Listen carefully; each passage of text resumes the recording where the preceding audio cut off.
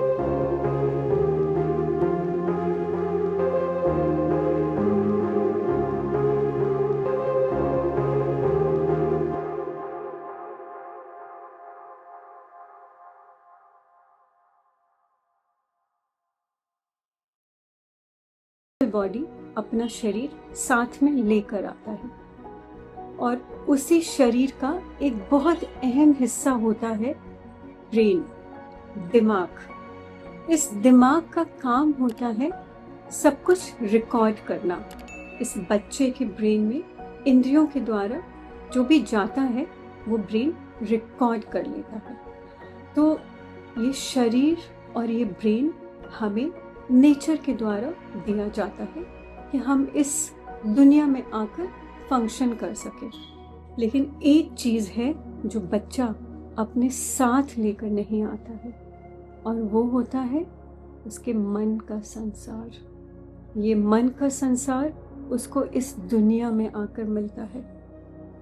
वो बच्चा अपने जीवन काल में जिससे भी जुड़ता है, उसके पेरेंट्स, उसके टीचर्स, उसके फ्रेंड्स, उसके नेबर्स या कोई और जिनसे भी जुड़ता है, हर कोई उसके मन में कोई ना कोई ज्ञान डाल देता है, कोई ना कोई बात डालता है।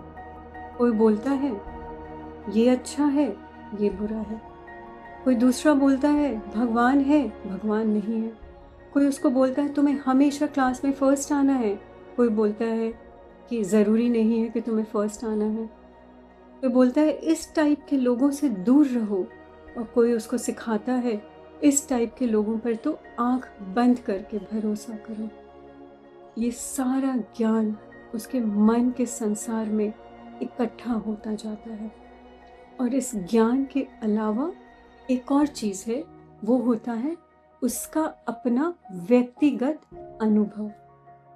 हो सकता है उस बच्चे के मन में किसी ने कोई बात नहीं डाली हो, लेकिन उसका अपना व्यक्तिगत अनुभव इस दुनिया के साथ हुआ हो, वो भी उसके मन के संसार का हिस्सा बन जाता है।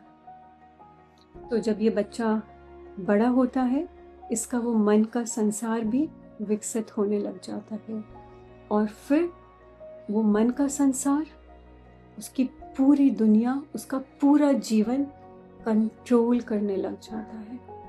और ये मन का संसार ही विचारों के द्वारा उसको ये बताता रहता है कि जो भी घटना उसके जीवन में हो रही है वो सुखद घटना है या दुखद घटना है, वो अच्छी घटना है या बुरी घटना है।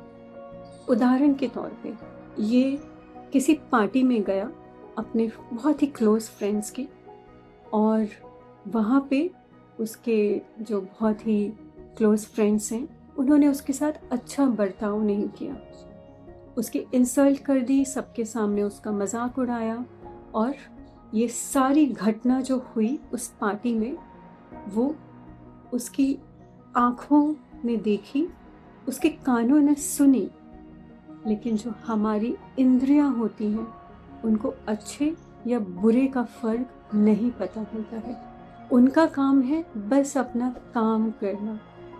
हमारी आँखों के सामने जो भी आएगा आँखें देखेंगी, कानों को जो भी आवाज़ सुनाई देगी कान सुनेंगे। लेकिन ये जब सारी घटना इंद्रियों के द्वारा उसके मन के संसार में जाती हैं तो मन के संसार की गति चलने लग जाती है। विचारों के द्वारा विचारों की मूवमेंट शुरू हो जाती है, विचारों का प्रवाह शुरू हो जाता है। और फिर वो विचार उसको ये एहसास दिलाता है कि अभी तुम्हारे साथ जो घटना हुई है ये तो बहुत ही दुख वाली घटना है। और ये विचार फिर रुकते नहीं हैं, ये विचार फिर उसको और एहसास दिलाने लग जाते हैं कि जो तुम्हारे बहुत ही नज़दीकी मित्र थे, तुम्हारे क्लोज फ्रेंड्स थे, इनको तुम्हारे साथ ऐसा नहीं करना चाहिए था। और फिर यही विचार उसको सॉल्यूशन भी देने लग जाते हैं। उसको ये बोलते हैं कि तुम इससे अपना बदला लो, या तो फिर विचार आएंगे और उसको ये बोलेंगे कि चलो रहने दो, इसको माफ़ कर दो, क्योंकि तुम्हें तो सिखाया गया है कि माफ़ी बहुत अच्छी चीज़ है। या फिर विचार आके बोलेंगे कि अभी रहने दो, बाद में देखते हैं क्या करना है। तो विचार जो भी सॉल्यूशन देंगे वो उस दुख को क्योर नहीं कर सकता, उस दुख का निवारण हो ही नहीं सकता, क्योंकि ये जो प्रॉब्लम खड़ी हुई है, ये जो दुख आया है इसकी ज़िंदगी में, वो पूरा दुख ही इस विचारों ने खड़ा किया है, विचारों ने क्रिएट किया है। तो जो विचार, जो मन का संसार दुख को पैदा करते हैं, वही संसार दुख का सॉल्यूशन कैसे दे सकते हैं। और यही कारण है कि हमें कभी भी अपने दुख का परमानेंट सॉल्यूशन नहीं मिलता है। तो इसी तरह हमारे खुद मन का संसार हमें उलझा के रखता है, विचारों के द्वारा हमें बताता रहता है कि ये सुख है, ये दुख है, और हम उसमें उलझ के रह जाते हैं। इसके बारे में एक बहुत प्रसिद्ध स्पिरिचुअल टीचर जिद्दू कृष्णमूर्ति ने कहा है कि इस बात के प्रति जागरूक रहना कि मन किस प्रकार चाल चलता है, समझ की शुरुआत है। तो दोस्तों, अगर आपको इसी समय मेरे साथ ये दिख रहा है कि कैसे हम अपने ही मन के जाल में फंस जाते हैं और बहुत आराम से किसी भी चीज़ को सुख या दुख का नाम देते हैं, तो आपका अगला प्रश्न ज़रूर होगा कि फिर हम क्या करें। क्योंकि ये विचार हैं, ये तो ऑटोमेटिक मशीन की तरह है, ये तो बस 24 घंटे चलते रहते हैं।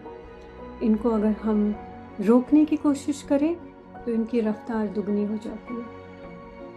किसी प्रैक्टिस के द्वारा अगर हम इनको कंट्रोल करने की कोशिश करें तो ये कुछ टाइम के लिए शायद रुक जाएं, लेकिन फिर वापस आ जाते हैं। तो फिर हम क्या करें, इसके बारे में हम चर्चा करेंगे मेरे अगले वीडियो में अगले हफ्ते।